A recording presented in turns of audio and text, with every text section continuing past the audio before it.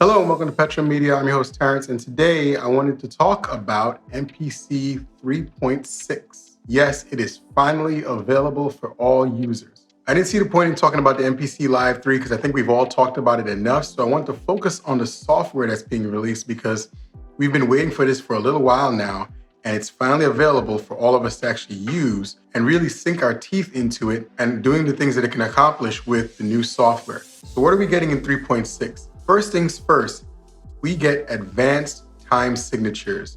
So that means a lot of different things. So just so you know, I'm going to do a surface level coverage of this software because my brother Ghetto Styles has done a deep dive on it. And if you really wanted to see more about it, you should really check out his video. I'll put a link in my description for you to check out his video because he goes really in depth in all of these features. So we got key signatures back. And on top of that, advanced key signatures. You can now change time signatures to any time signature of your choosing. You can do anything you want with a time signature. I'm not sure why it took so long for this update to happen, but I'm glad to see time signatures back. And maybe this will silence some of the people who've been upset about it. Maybe those who have been looking forward to using can finally get a chance to really use this feature again. Another feature that you're gonna get is drum articulation. Drum articulation is built into the 16 levels button, and it allows you to pick an articulation style and it reacts based on the pad that you choose when you play. It's really hard for me to fully explain it properly without showing it to you because I'm doing the update right now and I haven't set it up on my machine just yet. But again, like I said, check out Ghetto Styles' video on it. It's really, really, really cool. It's gonna allow you to be way more creative with your drum styles and do all sorts of different things with the MIDI trigger for that data. You can get slightly different patterns and variations of those patterns with each pad, which is gonna be a game changer when it comes to that type of thinking. It lets you really think outside of the box. And sticking with the pads, the 16 pads look the way they look for a reason. There is multiple levels of pad triggers per pad. Now, what does that mean? It means that depending on how you hit the pad and where you hit the pad, the sound will react a different way. This is something I'm assuming you can program in. Again, Ghetto Styles covered it in his video, and it really showcased how you can really dial in different types of styling with the drum pads alone. So just like how you can set the sensitivity a couple of different ways, this is a little bit more deeper than that. This is straight up articulation. Like having flams on a snare when you hit it a certain way. This is how the pads will work. You can hit it in the center and it's the normal one.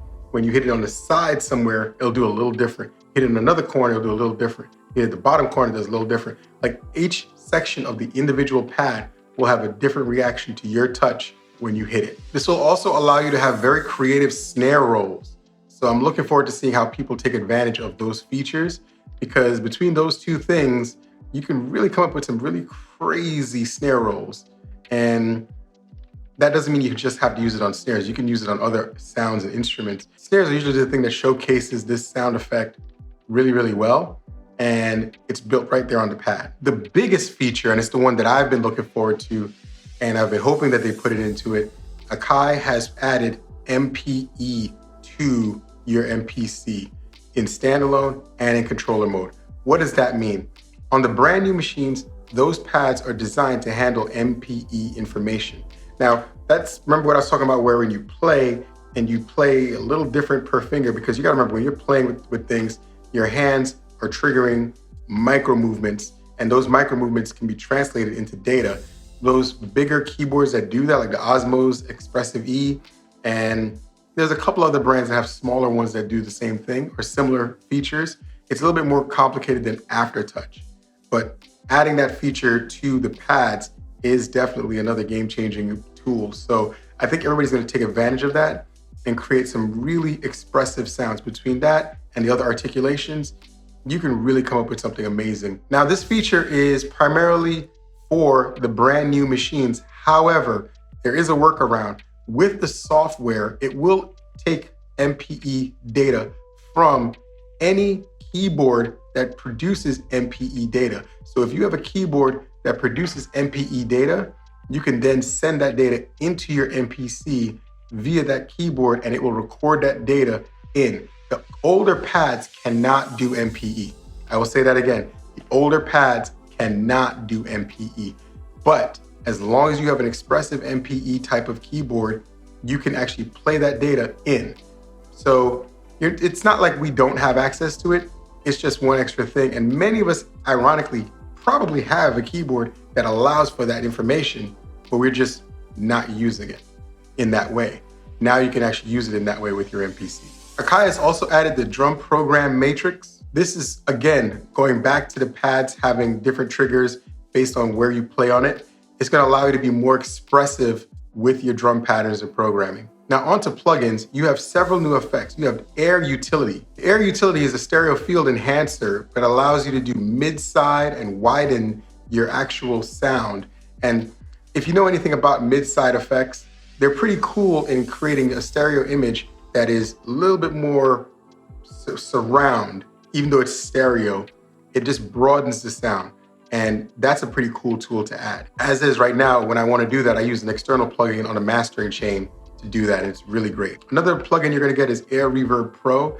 It is a great addition to the reverb family inside of the MPC, and it just gives you more options of reverbs to use. The big one that we're all looking forward to is the Air Visual EQ 4. It is a 4-band EQ with a visual stereo feel shown on the screen. Think of Voxengo Span with the 4-band EQ on it, or the EQ in Logic Pro that showcases the frequency across the spectrum and allows you to manipulate it with the bands of EQs. You get 4 bands to do this with. Now this is cool because this allows you to actually see your sound and determine where you want to make some adjustments. Some of us are visual EQers, it just is what it is. And there's nothing wrong with that. You want to use your ears, even though you're seeing things, you still want to use your ears to make determination if you're making the right decision.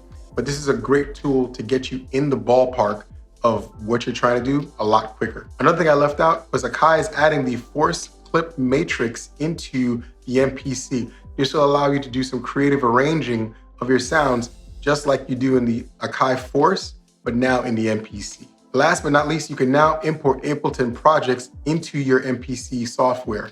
So usually you go the other way. You can export the session from your MPC towards Ableton. Now you can actually start in Ableton and finish in the MPC. That actually might appeal to some people. I think that's a great idea. Now the bad side, we still don't have an arranger view in the MPC software. Is this a huge issue? It depends. If you're a Studio 2 user, I can see this being a problem because you don't have another way of seeing it. However, if you're in controller mode with the 1 Plus, Live 2, or the X or the XSC, you still can see this because all you have to do is look at your device and not the screen. In many cases, when I use my 1 Plus connected to my desktop, I'm not actually looking at this computer screen, I'm looking at the 1 Plus because all the data is right there. And the only time I'll look up at the screen is when I'm using a VST that is not native to the MPC because it's not gonna display it on the screen. So in order for me to manipulate it, I need to look at the screen, but I can actually control it from the knobs on the 1 Plus. So that's the only time, but other than that, the arranger screen, I can see it perfectly fine on the MPC in controller mode. It's just not being displayed. I'm not sure when they're going to upgrade and fix that issue, but I'm sure it's coming down the line. Right now, I think with all the things they just released for us and the updates, I think that's a lot. It fixes a lot of the issues that people have been complaining about for a while and gives us a lot of new features that we weren't expecting. So what are your thoughts on this update that Akai has released? Like, share, and subscribe. Leave your comment down below and I will respond as soon as I see them. And I appreciate every single one of you following me on this journey. And I look forward to hearing what you guys make with the new MPC software. Catch you guys next time.